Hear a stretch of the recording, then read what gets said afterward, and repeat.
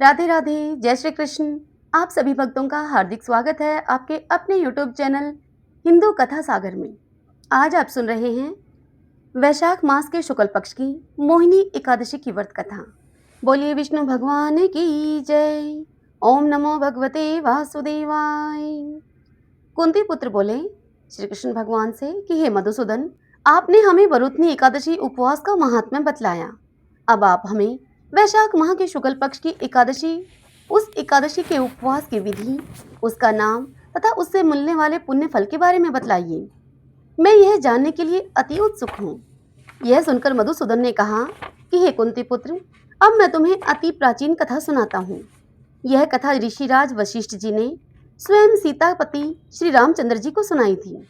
राम जी ने कहा ऋषिराज से, वशिष्ठ जी से कहा राम जी ने कि हे ऋषिराज, अब आप किसी ऐसी एकादशी के बारे में हमें बताइए जो कि पापों और दुखों को हरने वाली हो, क्योंकि मैंने जनक नंदनी श्री सीता जी के वियोग में अनेक दुखों को भोगा है।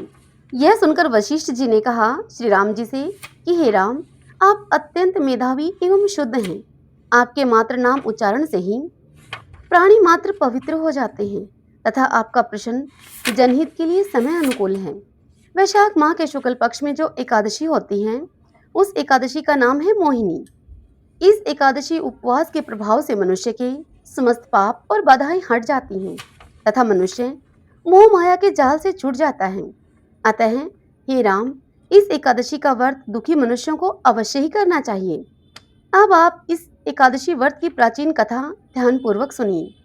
बहुत समय पहले एक भद्रावती नाम की नगरी, जो कि सरस्वती नदी के तट पर बसी हुई थी, वहां पर सोमवंश के राजा धर्तमान राजा का शासन था। वह नगरी धन धान्य से परिपूर्ण थी। वहां के निवासी भी धर्मवान एवं शांति प्रिय थे। उस नगरी में एक अति ही धनी एवं धर्मात्मा धनपाल नाम का वैश्य रहा करता था। वह वैश्य भगवान विष्णु का परम भक्त था। उसने उस नगरी में अनेक धर्मशालाएं, कुएं, तालाब, भोजनालय और प्याऊ बनवाई। सड़कों के दोनों ओर आम, जामुन, नीम तथा अनेक प्रकार के फल देने वाले पेड़ भी उसने लगवाए। उस धनी वैश्य के 5 पुत्र थे, परंतु उसका ज्येष्ठ पुत्र अत्यंत ही पापी, दुष्ट प्रकृति का, वैश्यागामी, गुंडा, जुआ खेलने वाला तथा परस्त्रीगामी था।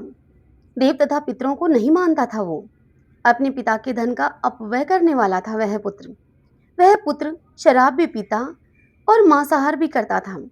उसकी इस नीच प्रवृत्ति से विरक्त हुए उसके पिता एवं परिवारजनों ने उसे अब घर से निकाल दिया और उसके समस्त संबंधियों और कुटुंबियों ने भी उससे अब नाता तोड़ लिया।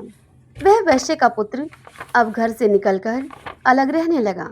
उसने अपने सारे वस्त्र, आभूषण आदि बेच दिए और सारा धन दुष्ट कर्मों में लिप्त रहते हुए सारा धन ही उसने नष्ट कर दिया। धन नष्ट हो जाने पर वैश्याओं ने भी अब उसका साथ छोड़ दिया। अब वह पुत्र भूख प्यास से दुखी होकर अब इधर उधर वन में भटकने लगा।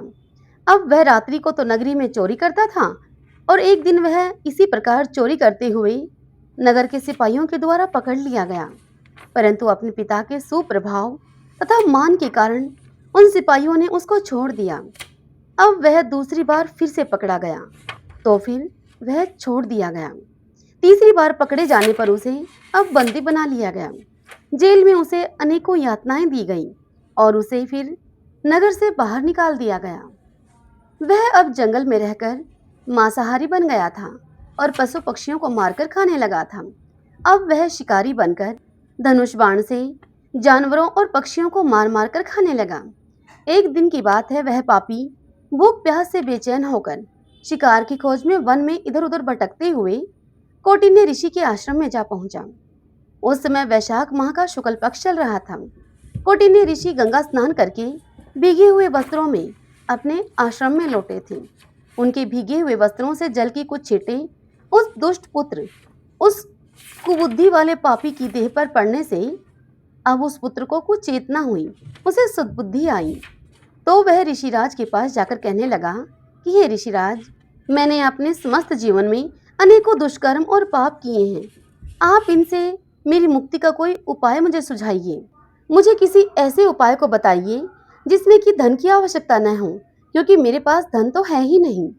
इस पर कौटिन्य ऋषि ने उससे कहा कि हे पुत्र, तू ध्यान पूर्वक मेरी बात को सुन। तू वैशाख माह के शुक्ल पक्ष की एकादशी मोहिनी एकादशी का उपवास रखेगा तो तेरे समस्त पाप नष्ट हो जाएंगे। कौटिन्य ने मुनि के इन वचनों को सुनकर वह कुबुद्धि अत्यधिक प्रसन्न हुआ और उन ऋषि की बतलाई हुई विधि के अनुसार उसने मोहिनी एकादशी का व्रत किया। ऋषि वशिष्ठ जी यह कथा सुनाते हुए श्री राम जी से कहते हैं कि हे मर्यादा पुरुषोत्तम राम, इस प्रकार उस दुष्ट बुद्धि वाले वैश्य के पुत्र के सारे पाप जलकर अब राख हो गए और अंत में वह विष्णु भगवान के वाहन गरुड़ पर चढ़कर परम धाम विष्णु धाम को चला गया।